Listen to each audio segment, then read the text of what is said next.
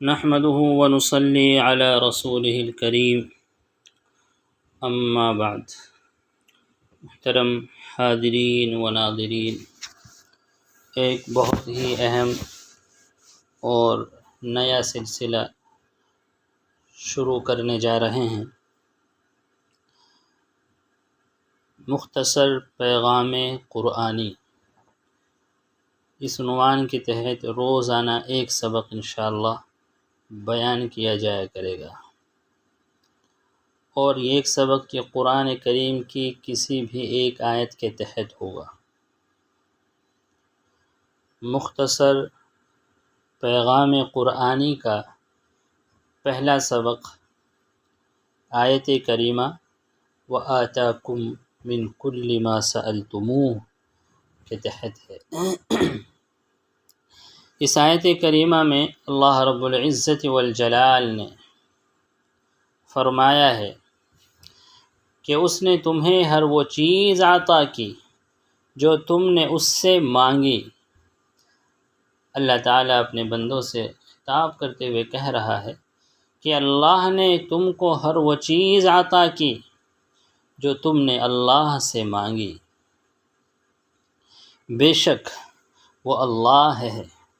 بتائیے تو صحیح، کون ہے جو اس کے پاس خوف زدہ آیا اور اس نے اسے امن نہ دیا؟ کون ہے جو اس کے پاس ٹوٹا ہوا آیا اور اس نے اس پر رحم نہ کیا؟ کون ہے جو اس کے پاس مدد کے لیے آیا اور اس نے اسے نصرت نہ دی، اس کی مدد نہ کی؟ کون ہے جو اس کے پاس غمگین آیا اور اس نے اسے خوش نہ کیا؟ کون ہے جو اس کے پاس حیران و سرگرداں آیا اور اس نے اسے راستہ نہ دکھایا؟ قبولیت کے خاص اوقات کو چن لو اور اپنی امیدوں کی اونٹنیوں کو اس کے ارد گرد اور اس کے در پر بٹھا دو۔ رات کے آخری پہر میں اس کی بارگاہ میں آ جاؤ، کیونکہ رات کے آخری پہر مانگی گئی دعائیں کبھی رد نہیں ہوتی۔ اپنے رب پر بھروسہ رکھو، کیونکہ اس کی طرف پھیلے ہوئے خالی ہاتھ کبھی خالی نہیں لوٹائے جاتے۔ اور ہاں، ان سب سے پہلے اپنے کھانے پینے، کاروبار، تجارت کو، کام کاج کو حلال رکھو، کیونکہ حدیث میں ہے اپنی خوراک کو پاکیزہ رکھو، تمہاری دعائیں قبول ہوں گی۔ چنانچہ مؤرخین نے لکھا ہے کہ کوفے میں مستجاب الدعا لوگوں کی ایک جماعت تھی۔ جب کوئی حاکم ان پر مسلط ہوتا، اس کے لیے بد دعا کرتے اور وہ حاکم ہلاک ہو جاتا۔ حجاج ظالم کا جب وہاں تسلط ہوا تو اس نے ایک دعوت کی جس میں ان حضرات کو خاص طور سے مدعو کیا، شریک کیا، اور جب کھانے سے فارغ ہو چکے تو اس نے کہا کہ میں ان لوگوں کی بد دعا سے محفوظ ہو گیا کہ حرام کی روزی ان کے پیٹ میں داخل ہو گئی، جس کی وجہ سے اب یہ مستجاب الدعا نہیں رہے۔ کہ پہلے جب کوئی ظالم حاکم آتا اس کے لیے بد دعائیں کرتے، وہ ہلاک ہو جاتا، چونکہ یہ مستجاب الدعا تھے، اور اب حرام کی روزی ان کے پیٹ میں چلی گئی تو اب مستجاب الدعا نہیں رہے۔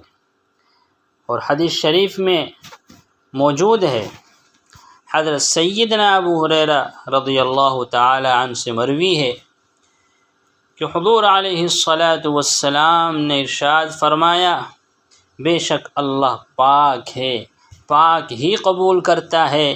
بے شک اللہ نے جو حکم اپنے پیغمبروں کو دیا ہے کہ اے رسولو پاکیزہ چیزیں کھاؤ، نیک عمل کرو، وہی حکم اس نے پیغمبروں کے علاوہ اپنے مومن بندوں کو دیا ہے کہ اے ایمان والو، جو ہم نے تمہیں رزق دیا ہے، روزی دی ہے، اس میں سے پاکیزہ چیزیں کھاؤ۔